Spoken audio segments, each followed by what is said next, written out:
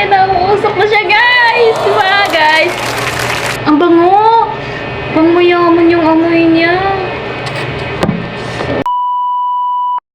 Hi guys! I-share ko nga pala sa inyo yung nabili ko sa Orange App. So, ayan. Bumili ako ito kasi maliit lang naman yung space namin dito. Saka medyo kulog siya at isa lang yung bintana. Kaya, bumili ako nito. So, ayan guys. Share ko sa inyo kasi sabi nila ay maganda to at nakakabit. Alam ko rechargeable to eh. Ayan guys, oh. So, ayan.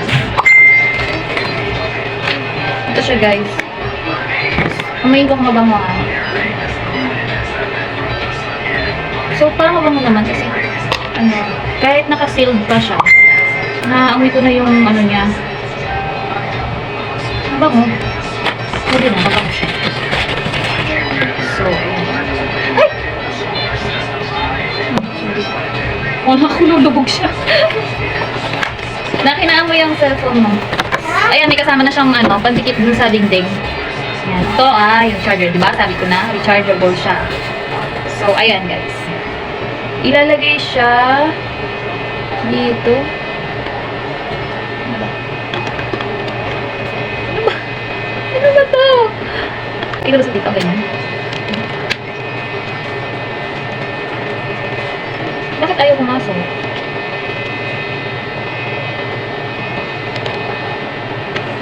Ayan, ba yan? Agawin natin yung seal. Ayan na, uusok na siya guys! Diba guys? Ang bango! Pangmayaman yung amoy niya. So, paano ko ito ipapasok? Ganito lang siya. Ano ba? Kasi may instruction, hindi din nabasa. Wait. Ano nakalagay dito eh? Ay! So, ayan siya. Ang lakas niya ha?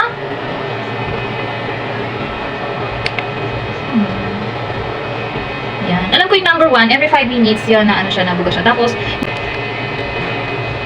so, how to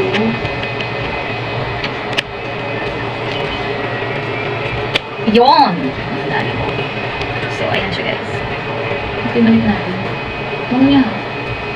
Cute niya, diba? Oh. So, ayan siya. Pwede din to sa CR pagka gusto niyo siyang ilagay. Pwede siya kahit saan. Sa kwarto, sa sala, yan, sa kusina. Pwede niyo siya ilagay. Basta yung sa kusina, huwag niyo lang itatapat doon sa merong pagkain. So, ito, hindi ko pa alam kung saan siya ilalagay. So, next time ko na lang siya i-vlog. So, yun lang guys. Bye! Thank you!